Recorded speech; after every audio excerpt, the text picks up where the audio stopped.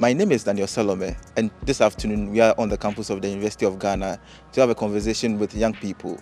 As you are aware, on December 7, Ghana goes to the polls. When we are going to have an election, most often misinformation and disinformation is a major challenge. This makes it difficult for people to ascertain what is true or not.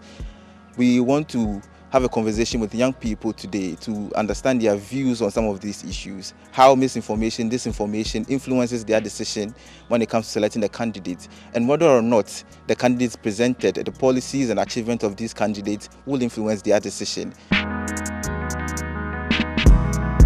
I want to gauge your views on Ghana's democracy. Generally, what do you think about Ghana's democracy? I'll start with you.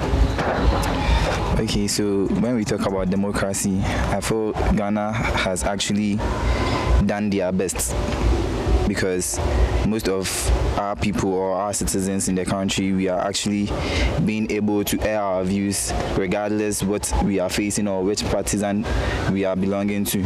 If you are able to share your views freely, it's a freedom you are enjoying. I feel like democracy is at its best at that moment.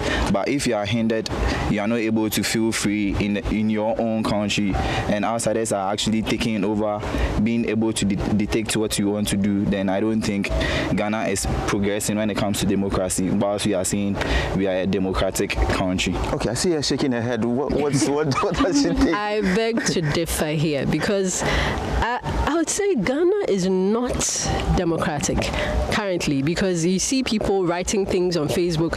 The next thing you hear, they've been sent to BNI office for questioning. I mean, not just that, media men out there go for reportage and they are being punished or beaten for one reason or the other. So for democracy, I beg to differ.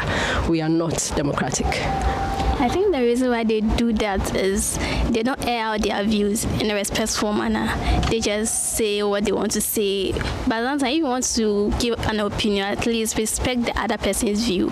We are not saying you don't air out your views, you can't, but then find a good way to do it. Before the white man came,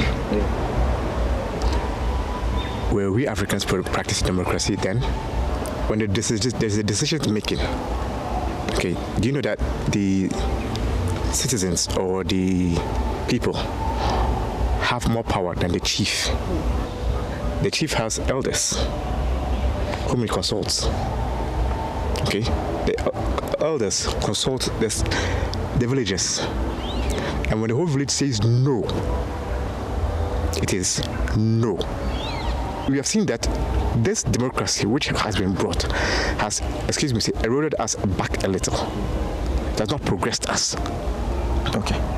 When you cast your mind back, as my brother rightfully said, when you are blending autocracy with democracy, it's difficult. I can say social media is something we are all pushing. All youth, all individuals, all citizens are pushing on it. And you can see anybody coming out to say what he or she feels about any party or anybody at all. But if you're autocratic, I don't think your citizens will even feel like voicing out what they want to say. The point is that people believe we are in an autocratic system because it looks like they're not listening. Because it's like everybody's talking and nobody seems to be acting upon what people are saying. Yeah. There are right channels you have to pass through. But we Ghanaians actually misquote this democracy as you can just get up and talk to presidents anyhow and anytime. If you have MPs, you have assemblymen, you have all these people at your disposal and you are not talking to them, you are not making your visions very clear, or you are making your views very clear to them, how much more should a president who has the whole nation in mind listen to you or actually listen to what you are saying?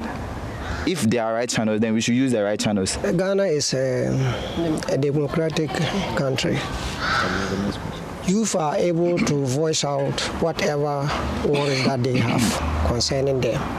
And then if they do that through the right process, I think democracy is working for us. When I said we should go back and blend, I didn't mention we should bring in autocracy. Has the white man's democracy made us go further? Is it yes or no? Because when the government comes into power, but you tell it, you say no, it will do what it wants. When Rawlings brought VAT, Was there a protest?